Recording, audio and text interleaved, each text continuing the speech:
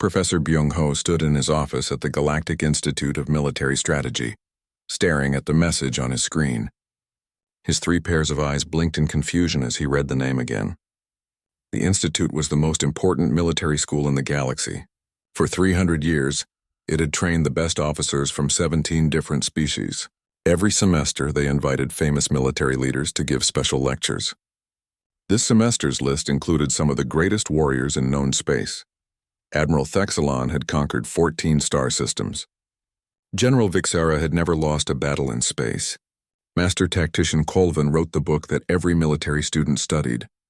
These were legends, heroes whose names were known across the galaxy. And then there was the last name on the list. Gunnery Sergeant Tae-Yang Park, human colonial marines. Tara Byung-ho felt something close to insult. Humans were the newest species in the galactic community. They had only discovered faster-than-light travel 30 years ago. They had no great military academies. They had won a few small fights, nothing important.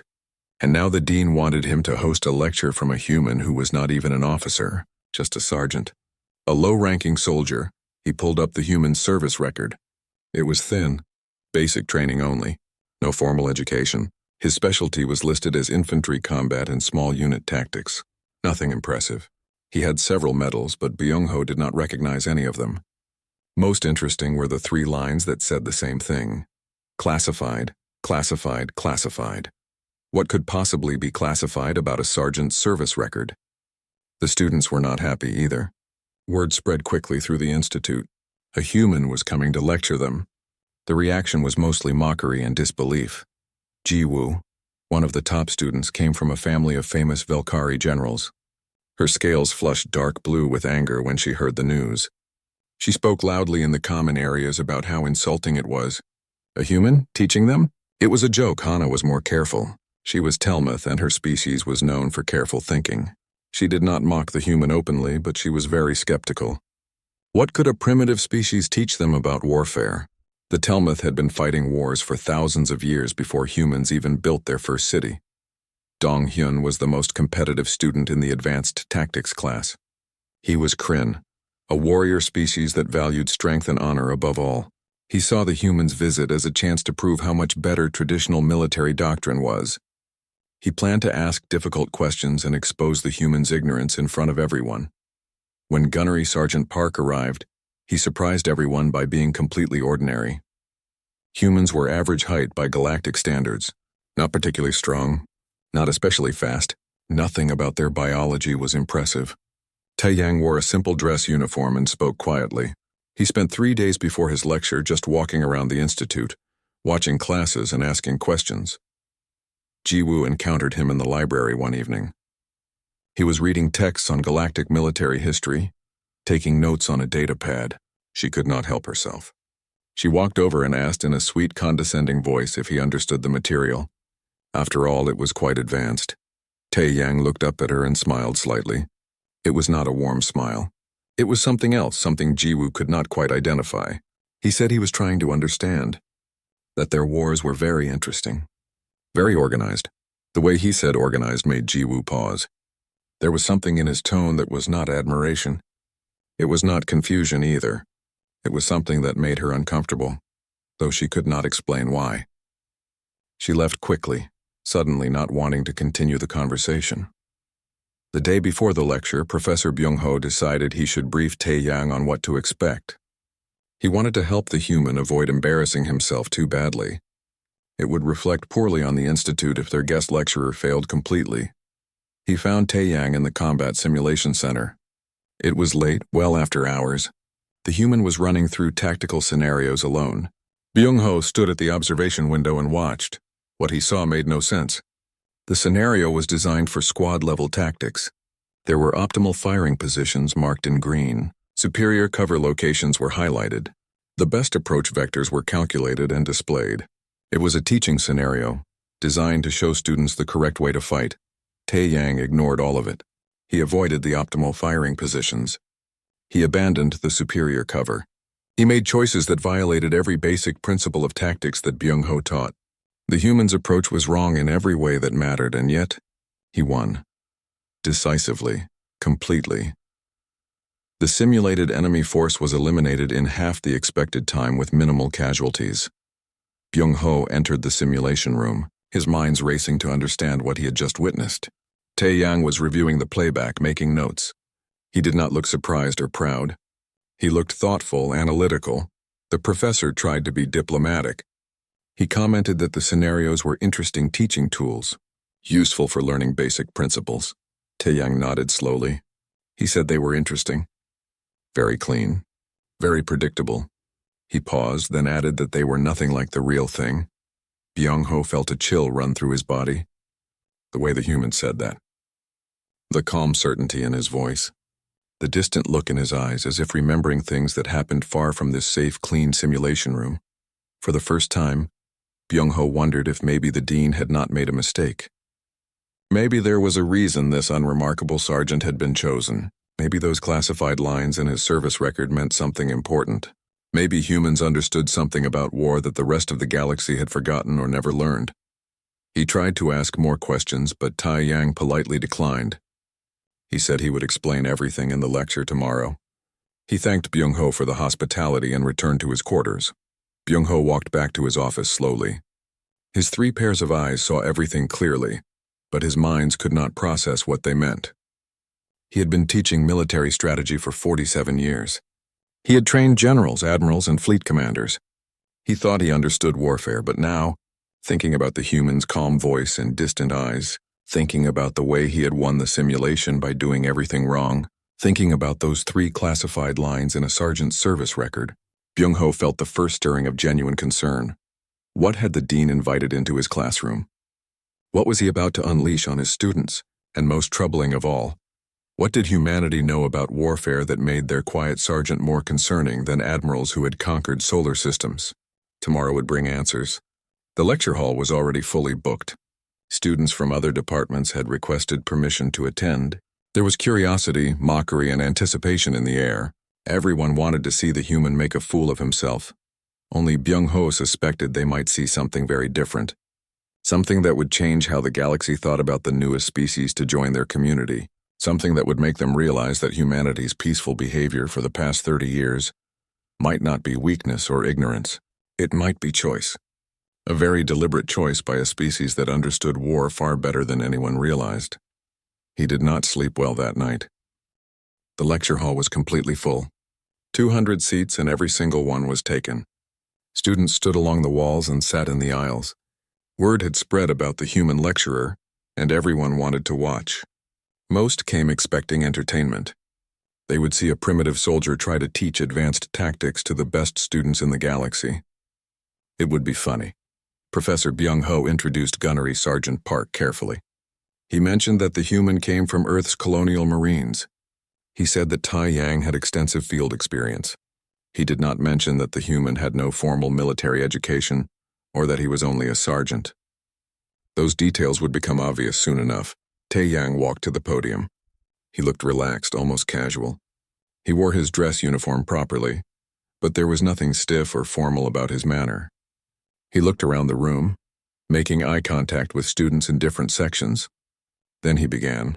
His opening words shocked everyone into silence. He said he had spent the past week studying their military history, their textbooks, their famous victories, their strategic masterpieces. And he had noticed something interesting. In 300 years of galactic warfare, none of them had ever fought humans. They had fought each other, and they had developed very sophisticated ways to do it.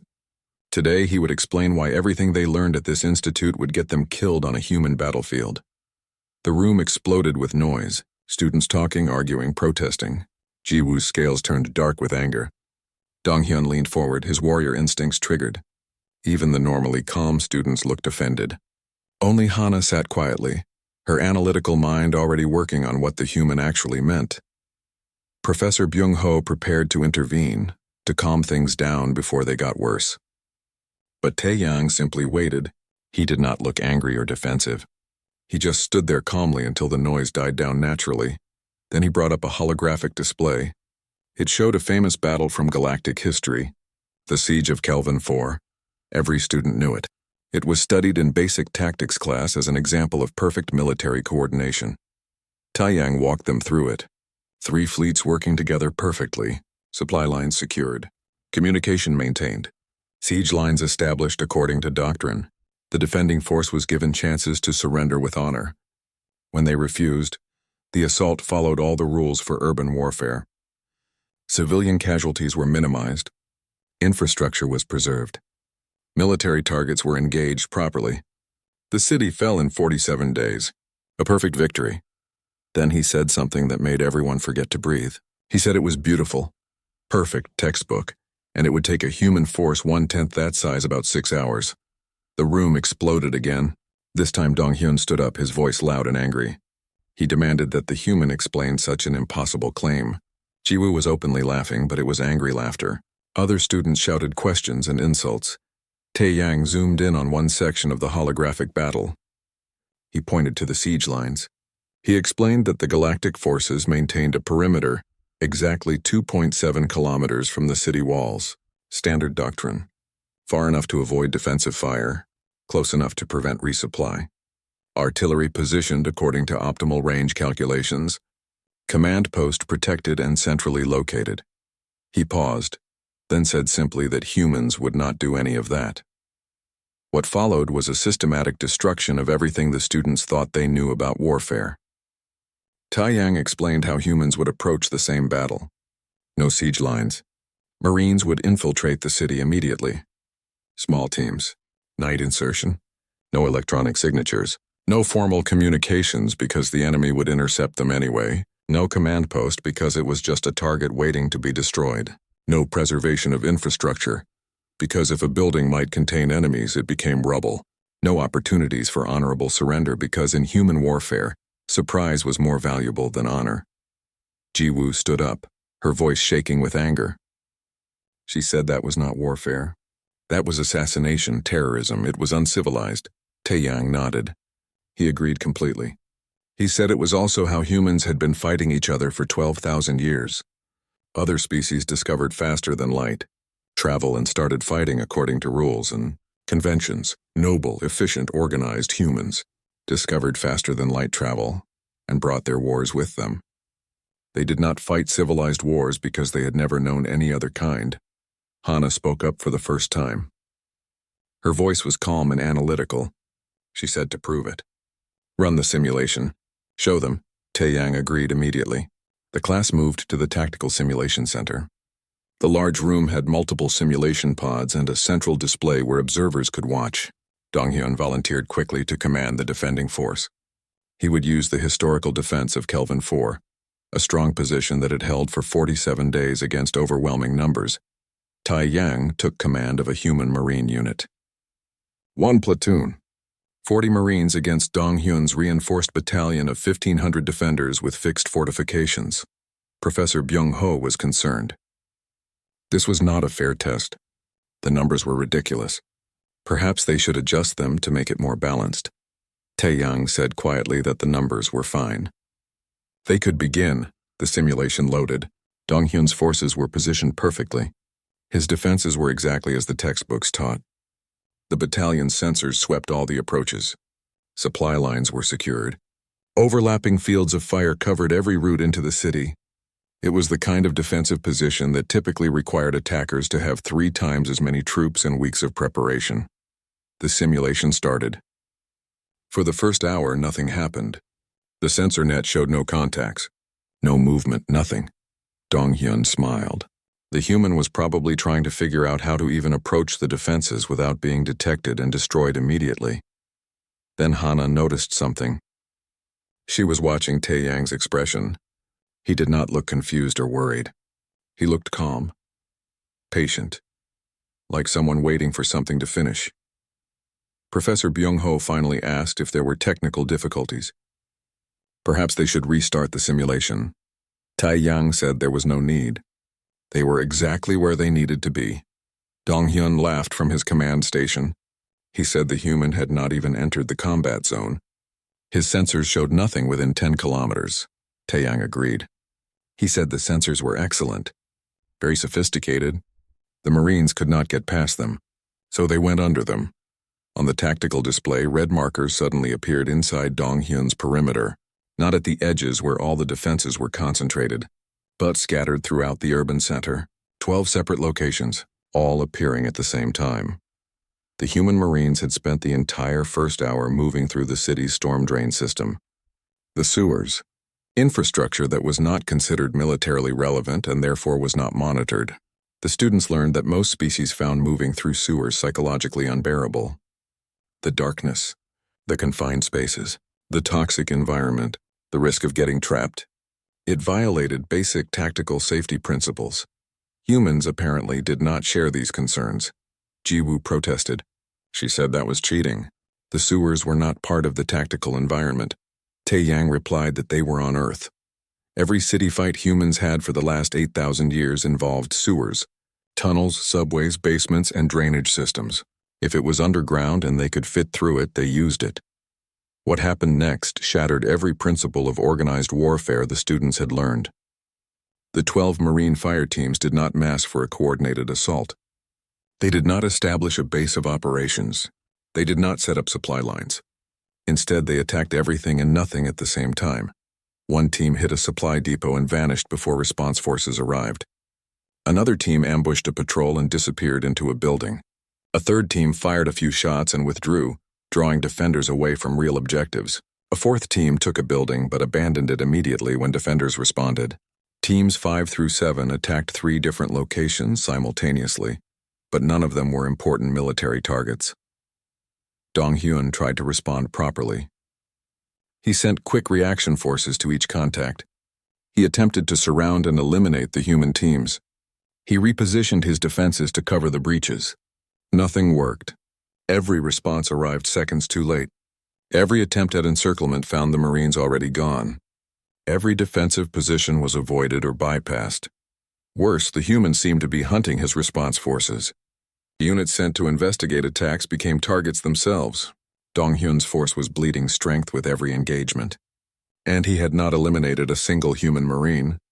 The students watched in growing confusion and concern. This did not look like warfare. It looked like chaos. But the numbers did not lie. Dong-hyun's casualties were climbing steadily while the humans remained untouched. Only Hana understood. She said quietly that the humans were not trying to take territory. They were not even trying to destroy the defending force. They were trying to make Dong-hyun afraid. The lecture had become something else entirely. Something that made Professor Byung-ho reach for his communicator to contact the dean. Because this was no longer just a classroom exercise. This was a revelation about humanity that would change everything. Taeyang had been right. The humans were making Dong-hyun afraid. Hana could see it happening in real time through the simulation display. The Kryn student's commands were becoming erratic. He sent troops to investigate phantom threats. He pulled defenders from strong positions to chase enemies that vanished. His careful, textbook-perfect defense was falling apart, and the Marines had not even tried to fight a real battle yet. Taeyang explained it calmly as they watched. He said that fear was a weapon, maybe the most important weapon. Galactic tactics were designed to minimize casualties and achieve objectives efficiently. Human tactics were designed to make the enemy stop thinking rationally. He pointed to the display where Dong-hyun's forces were in constant motion, responding to threats everywhere, burning through ammunition and energy reserves. The coordination was breaking down as squad leaders made decisions without waiting for orders from the overwhelmed command structure. "Look at his troops," Taeyang said. They were exhausted, confused, starting to see threats everywhere. His officers were arguing about tactics. His sensor operators did not trust their displays anymore because Marines kept appearing where they should not be. His reserve forces were gone because he kept committing them to counterattacks that disappeared. In another hour, his force would be unable to fight effectively without the Marines having to destroy it. Professor Byung-ho watched with growing horror. This was not warfare as he understood it. This was something else, something primal and vicious that had no place in civilized military doctrine. At the 2-hour mark, the Marines changed tactics. The random attacks stopped. The display went silent. Dong-hyun kept his forces at maximum alert, certain the humans were preparing a major assault. He was right, but he could never have predicted what form it would take. The humans had spent 2 hours learning everything about the defense. They identified key leaders by watching who gave orders. They mapped response times by seeing how fast units moved. They found patterns in how Dong-hyun made decisions. And most importantly, they located his command bunker by watching where all the communications went. The random attacks had not been random at all. They were reconnaissance, testing, learning. While appearing completely chaotic, the Marines had been gathering intelligence with scientific precision. When the real attack came, it was brutally simple. All 40 Marines moved at once. They converged on the command bunker from multiple directions. No artillery preparation, no softening bombardment, no warning. Just 40 humans moving fast and hitting hard. The bunker was designed to withstand orbital bombardment. It had thick armor and multiple defensive systems. It should have been impossible to take quickly. But the humans did not try to destroy it. They sealed it instead. Every exit, every ventilation shaft, every communications line. Dong-hyun's command staff was trapped inside their own fortress, blind, unable to coordinate their forces. It took 11 minutes. Without central command, the defense collapsed. Individual strongpoints fought bravely, but they were isolated. The Marines eliminated them one by one, always attacking from unexpected angles, never giving defenders time to organize a response, never fighting fair. The simulation ended at 4 hours and 37 minutes. Dong-hyun's 1,500 defenders were reduced to scattered remnants. Human casualties were 3 wounded, 0 killed. The lecture hall was completely silent when Dong-hyun emerged from the simulation pod. He looked shaken, pale. His hands were trembling slightly. He said in a hollow voice that it was not warfare, it was butchery. Tae-yang agreed quietly. He said yes, that was exactly what warfare looked like when you had been doing it to your own species for your entire recorded history. They fought each other according to rules because they were all part of the same galactic civilization. They had shared values, shared conventions, shared expectations of what warfare should look like. Humans did not have that. Every war in their history was a war of survival against an enemy they barely understood. They had been killing each other in the most efficient ways possible for 12,000 years. They did not join the galactic community with noble ideals about warfare. They joined it with instincts sharpened by millennia of slaughter. Professor Byung-ho's communicator buzzed urgently. The dean wanted to see him immediately. Several other messages were coming in. From the War Studies Department head, from the Institute's security director, from someone whose credentials indicated they were with Galactic Intelligence. The lecture had attracted attention. Serious attention. Because as the students were beginning to realize, Gunnery Sergeant Park's invitation was not random. It was a very deliberate message to the galaxy's military establishments. And that message was becoming clear. Jiwoo asked in a small voice what the classified parts of his record were. The real operations. Were they worse than what they just saw? Tae-yang was silent for a long moment. When he spoke, his voice was very quiet. He said yes. Much worse. And that was why he was here. So they would never have to see it for real. The students sat frozen. They were beginning to understand something profound and terrifying. They were not learning about warfare from a primitive species. They were learning about survival from a species that had turned killing into an art form, and was now desperately trying not to practice it anymore.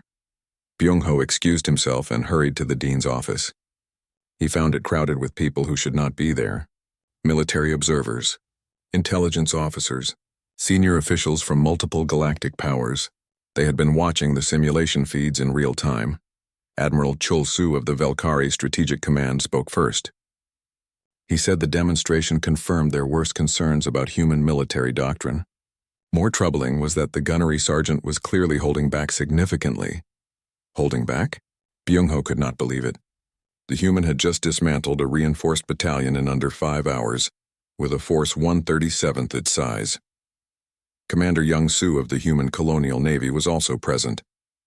He explained that the gunnery sergeant was operating under strict rules for the demonstration. He could not use half of what Marine infantry doctrine actually employed in that scenario.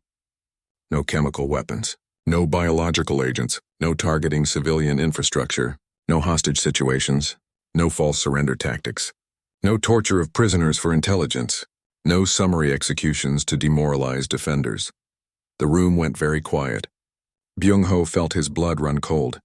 Those were war crimes, banned under the Galactic Military Conventions.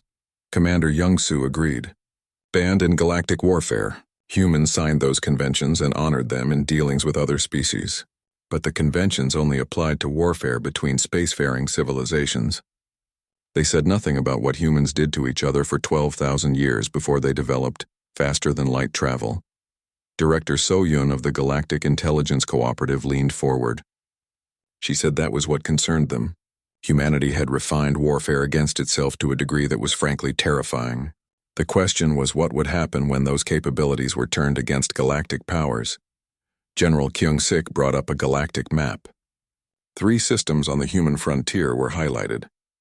He said the official record stated that humanity fought 3 minor conflicts with frontier raiders in their first 30 years of interstellar travel.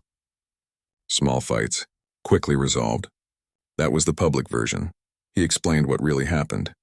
The first conflict involved pirates who attacked a human colony. The official report said the pirates withdrew after 17 hours of combat. The real story was that humans let the pirates land ground forces. Then they hunted them for 3 weeks.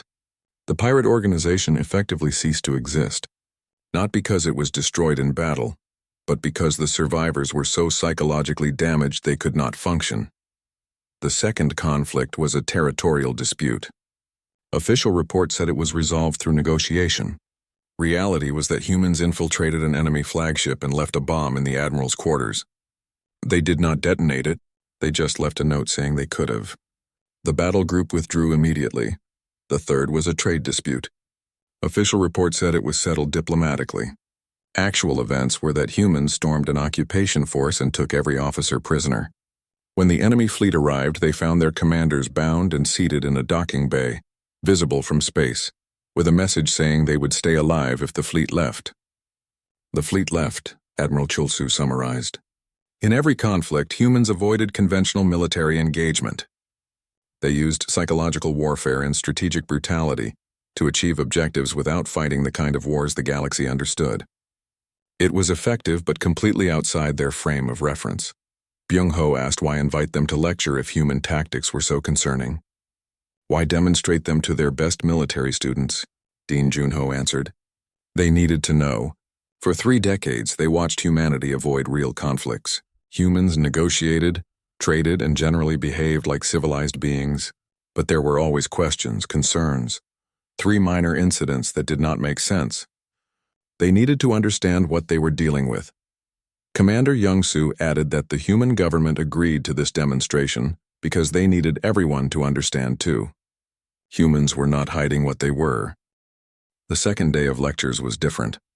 Word had spread throughout Harmony Prime Station. The lecture hall was beyond full. Students from every department crowded in. Faculty members stood in the back. Security had to manage the crowds at the doors. What started as a simple guest lecture had become the most talked about event at the Institute in decades. More concerning to Professor Byung-ho were the military observers now present. Senior officers from 6 different galactic powers sat in a special section. They watched with intense focus. This was no longer just education. It was becoming a demonstration of strategic capabilities, and the political implications were growing by the hour. Tae-young seemed completely relaxed despite the attention. If anything, he appeared more comfortable than the day before. He began his lecture with a simple statement. Yesterday he showed them how humans fight. Today he wanted to talk about why humans fight that way, and more importantly, why they were trying not to fight at all. He brought up a timeline of human history, not the clean version in the galactic databases, but the real one. Wars, genocides, atrocities stretching back thousands of years. The numbers were staggering. Over 14,000 distinct wars in recorded history. 8 confirmed attempts at complete genocide of entire populations. 2 global conflicts in the 20th century alone that killed over 100 million people. Entire civilizations erased from existence by other humans. He explained that humans developed weapons capable of rendering Earth uninhabitable. Then they lived for decades under the threat of global annihilation. Every human alive grew up knowing that their entire species could be extinct within hours if the wrong people made the wrong decisions. This was what shaped human military thinking, he said. Not traditions of honorable warfare or conventions of civilized conflict. Every human military evolved from necessity. the necessity of not being exterminated by other humans who were trying just as hard to kill them. He paused, then explained the fundamental difference. The galaxy developed faster than light travel and found each other. They had wars, certainly, but they were wars between different species who could negotiate and understand each other's perspectives. They developed mutual rules of engagement. They were never fighting for the survival of their entire species against an enemy, exactly as intelligent, exactly as resourceful, and exactly as desperate as they were. General Mi-sun of the Velkari Strategic Command interrupted. She was one of the senior observers, and her voice carried authority. She said Tae-yang painted humanity as uniquely violent, but humans had been peaceful members of the galactic community for 30 years. They had avoided conflicts, honored treaties, and generally behaved as civilized beings. She asked him to explain the contradiction. Tae-yang nodded as if he was expecting this question. He said it was not a contradiction. It was a choice. Humans were very good at violence because they had 12,000 years of practice, but they were trying to be better. The last century of human history was about trying to stop killing each other, long enough to accomplish something else. He brought up images of human achievements, medical advances that cured diseases, artistic masterpieces that moved people to tears, technological innovations that changed how humans lived, the exploration of their solar system. This was what humans wanted to do, he said. Build, create, explore. But it took them thousands of years to get here, and they nearly destroyed themselves multiple times along the way. The capability for violence was still there. It would always be there. But humans were trying to choose something else.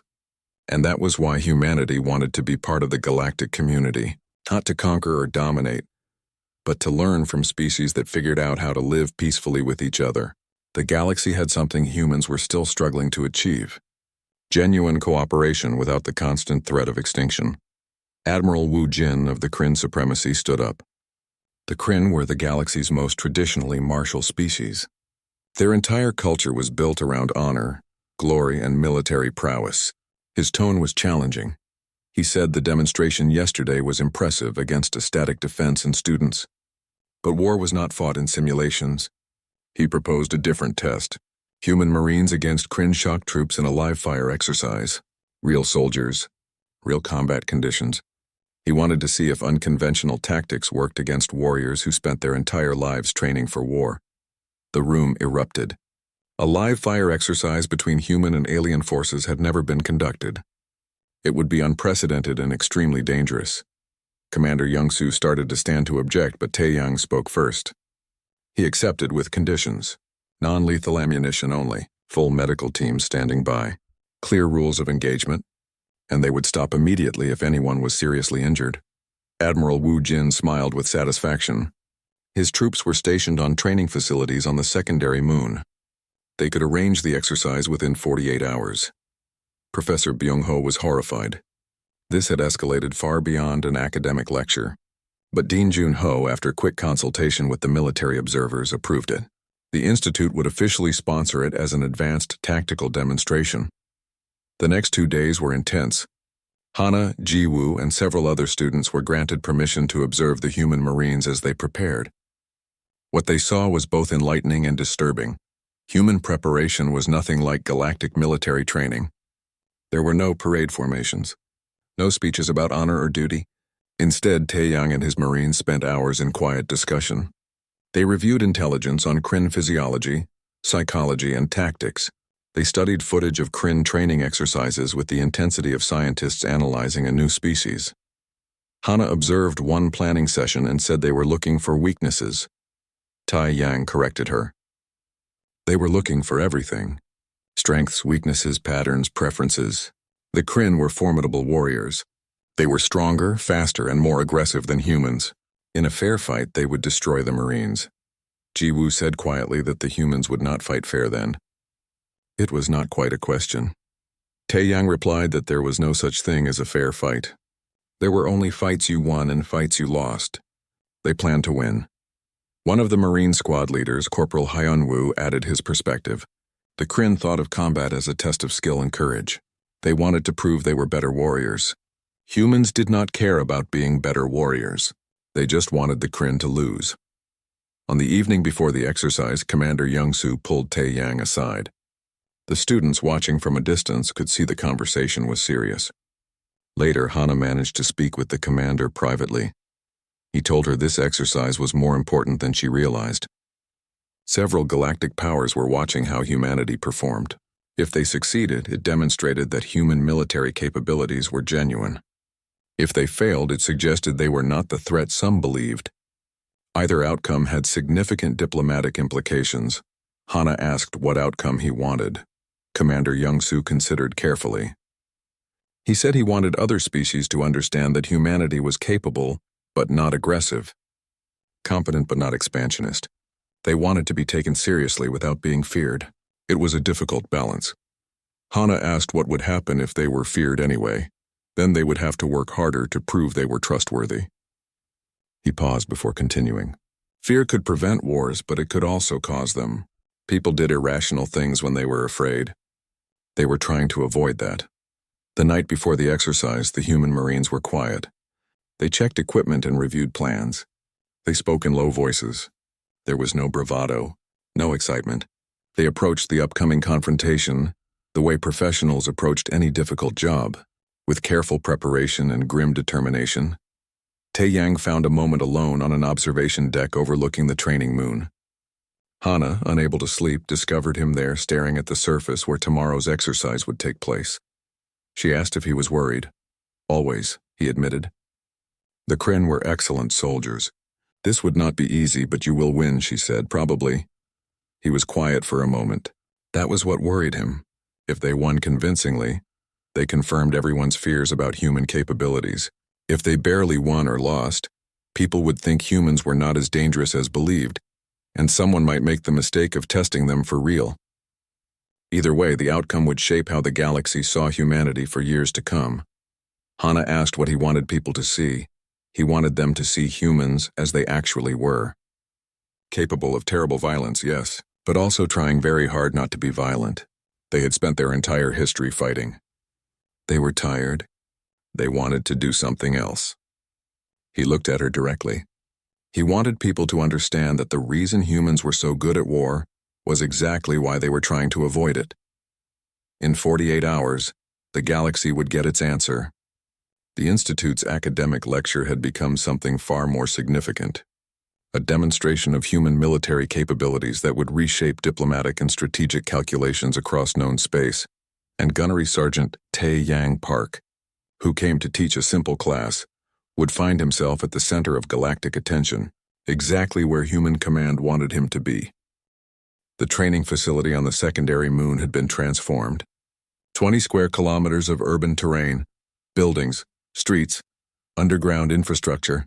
It was as close to a real battlefield as training could get. Observation platforms hovered above, packed with hundreds of watchers, military observers, institute students, diplomatic representatives from 14 different species. The event had become the most watched military demonstration in recent galactic history. The rules were straightforward. 40 human Marines against 120 Kryn shock troops, non-lethal ammunition with full pain simulation, medical sensors on every participant, automatic removal when hit. The objective was simple. Eliminate the opposing force or capture designated control points. Time limit was 6 hours. Admiral Wu Jin brought his best warriors. The Kryn shock troops were impressive by any standard. Each stood over 2 meters tall with natural armor plating and enhanced muscles. Their training emphasized aggressive assault tactics and unit cohesion. They had trained together for years and were supremely confident. The Kryn deployed according to standard doctrine. Secure key positions, establish overlapping fields of fire, maintain coordination through command structure. It was textbook perfect, a demonstration of conventional military excellence. From the observation platforms, it looked unbeatable. 3-to-1 numerical advantage, better individual combat capabilities, superior equipment. The general consensus among observers was that the humans would be overwhelmed within the first hour. Only a few observers noticed the small smile on Tae-yang's face as he watched the Kryn deployment. Hana saw it, Commander Young-soo saw it, Professor Byung-ho saw it, and they all felt a chill. The human Marines did not deploy immediately. For 30 minutes, they did not even enter the combat zone. The Kryn commanders became visibly agitated. Were the humans having equipment problems? Second thoughts. Then the attacks began, from everywhere and nowhere at once. The humans had spent 30 minutes outside the zone, using passive sensors, careful observation. They studied the Kryn deployment, identified patterns, predicted responses, planned an approach that exploited every gap in the defensive posture. When they engaged, it was not what anyone expected. Marine fire teams infiltrated through drainage systems and underground passages. Attacks came from behind Kryn positions, not against them. Marines avoided direct confrontation. They hit and withdrew before Kryn forces could respond. Communication between human units was minimal and heavily encrypted. Every engagement was designed to disorient and confuse rather than decisively defeat. What the observers witnessed over the next 3 hours was psychological warfare at its finest. The Marines were not trying to outfight the Kryn. They were trying to break their mental cohesion. Kryn units sent to investigate attacks found nothing. This eroded confidence in their sensors. False contacts and diversionary fire forced Kryn commanders to spread forces thin. Marines exploited Kryn aggression by baiting them into ambushes. Each encounter was over in seconds, giving the Kryn no time to use their superior combat abilities. The casualty count climbed steadily without a single decisive engagement. Admiral Wu Jin watched from his command center with growing frustration. His troops were fighting exactly as trained, yet they were losing. Every time they engaged humans, the Marines were already gone. Every time they secured a position, they were attacked from an unexpected direction. The Kryn were fighting by the rules. The humans were winning anyway. At the 3-hour mark, with Kryn casualties approaching 40%, Admiral Wu Jin made a decision. He abandoned standard doctrine. He ordered his remaining forces to consolidate into a single, heavily defended position.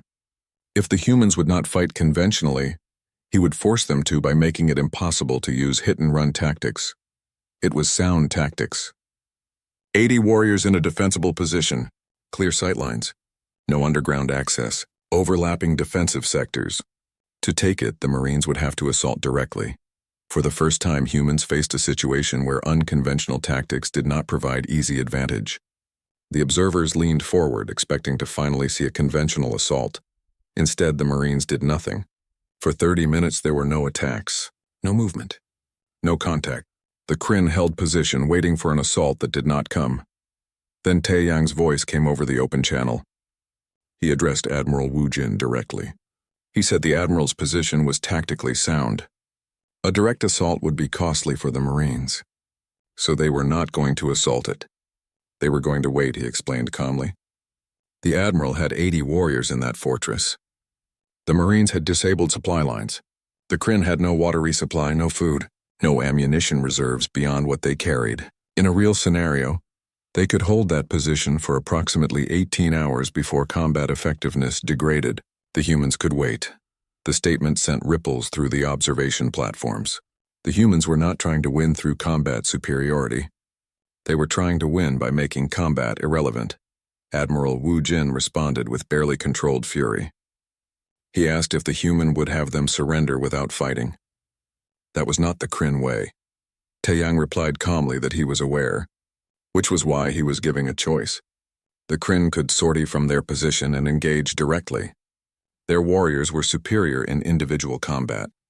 If they could bring humans to battle, they would probably win, or they could hold position and the Marines would continue to wait. Either way, this exercise demonstrated the fundamental difference between their approaches. Admiral Wu Jin said slowly that humans fought to avoid fighting. Taeyang corrected him. Humans fought to win, and the best way to win was to make the enemy choose between bad options. Right now, the Admiral could attack into an ambush of human choosing or hold position and slowly lose combat effectiveness. Both were losses. He just got to choose which one. The Admiral was silent for a long moment. Then he asked what would happen if this were a real battle. If honor demanded they fight regardless of tactical disadvantage, Taeyang's voice was very quiet when he answered. He said they would respect Kryn honor, and they would kill them anyway. That was what he was trying to explain.